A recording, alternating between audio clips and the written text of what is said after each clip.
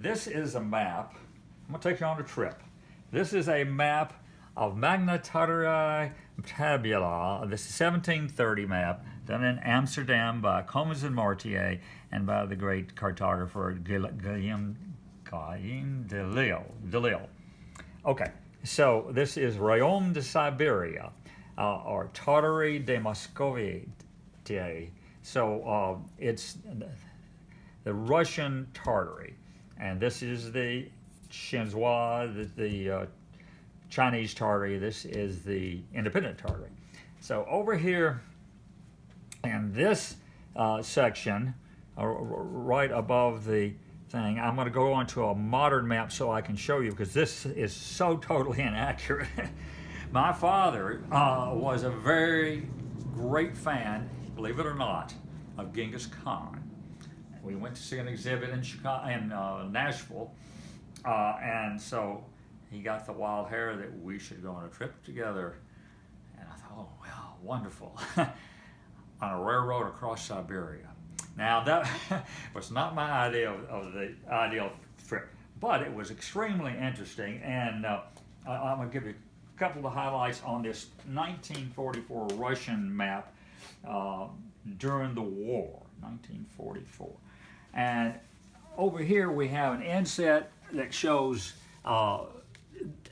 Russia coming down as far as it does. The Amur River goes all along here, but we flew in from what used to be Russian, Alaska, to Irkutsk, and which is a beautiful city on the Amur River. Looks like Paris, great big tall trees on boulevards. Extremely, Russian women are very good looking anyway, so but they look Parisian on this double boulevards and thing. So we came into Irkutsk, and this group was going to take the train. Well, there was a 90-year-old woman with us who had been a famous doctor, and I've forgotten what else she did, but she got lost going into the tunnel into the train station, and they had to find somebody to take it, and decided that she could not go on the trip. So we get on the train here, and I guarantee you this is really pretty along because it's the Amur River. But before we did that, we went up to visit a village. My father and I did on the Amur River, further up here. And when I met the people when we got off the bus and went into the village, they were very short, and they looked just like my Choctaw friend who would come and take care of cleaning up the shop. We had a Choctaw group here, but you could tell they were definitely kin to these people. Same look, same shape, eyes, height, and so on. So we visited up there, and then we got on the train, and we went a tremendous long way, and it was beautiful where there'd been wooded area on the Amur River. This became more and more just grasslands, and it was kind of like the Midwestern United States. It's the summertime, and it's green, and so on. And so every half a day we stopped somewhere, or maybe every 6 hours. And hardly any stations. You can see one there. They're probably 100 miles apart. And every time they stopped, I would get off and I would try some of the local babuskas, whatever they had in the pot. And usually it was pretty tasty. I only took a taste or two and paid for the whole thing.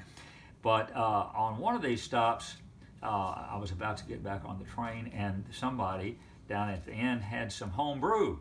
And so I thought, I'll take a little taste of that, and I paid her. And then all of a sudden I looked around, and the train was leaving. It only comes through there once a week. So I ran as fast as I could, jumped on the back of car of the train, very end of the train, and very soon it came to a screeching halt because they had found out I wasn't there. Anyway, so I made it onto the train, and we came over here, and here's Lake Baikal. It's the deepest lake on Earth, 5,000 plus feet deep.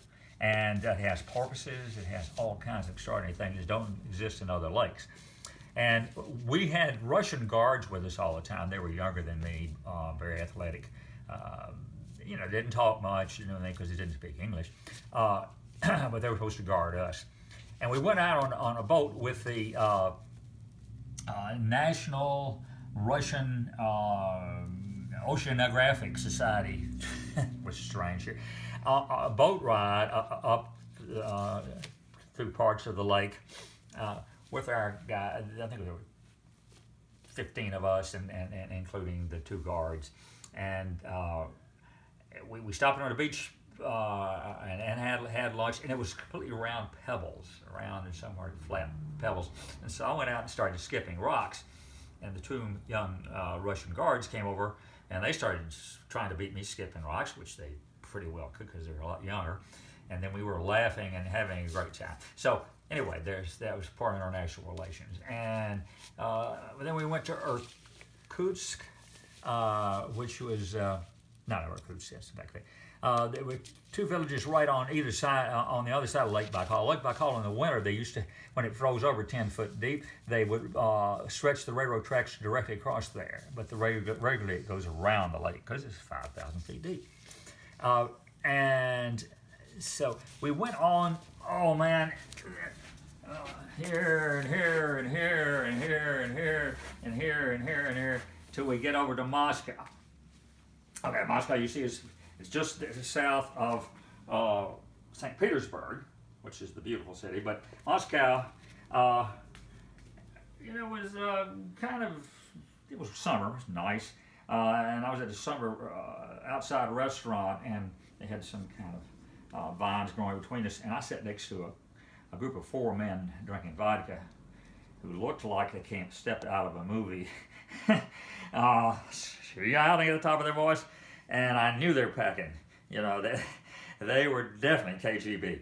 At any rate, among other adventures, we saw lots of really interesting, beautiful museums, tremendous music. But I was looking for maps, and so I went. I finally found where there was some people who had maps. It wasn't easy to find, and I had carried 500 $100 bills in one shoe and 500 in the other in my tennis shoes underneath the little sports you have in them. And so we were negotiating. There happened to be a German who spoke English and Russian in the shop. And so I would find a map I liked, and we'd go and we'd start negotiating through the German who spoke Russian. And it was a lot of fun. And I picked up a couple fairly good maps at a really, really cheap price. But I found out when we're about to get on the plane going out, flying back, that I couldn't take anything. And if they found anything, I would be subject to some kind of suspension. Would have to stay there while I explained why those things were in my baggage. Fortunately, that didn't happen, and I came back. But overall, the Russians are friendly as can be. Moscow is really a lovely city, not as beautiful as St. Petersburg, but and then all this is just like a vast Midwest with hardly any trees. I'm glad I did it because I have a much greater knowledge and feeling about the country and the people, and wherever you go, the majority of people are pretty nice.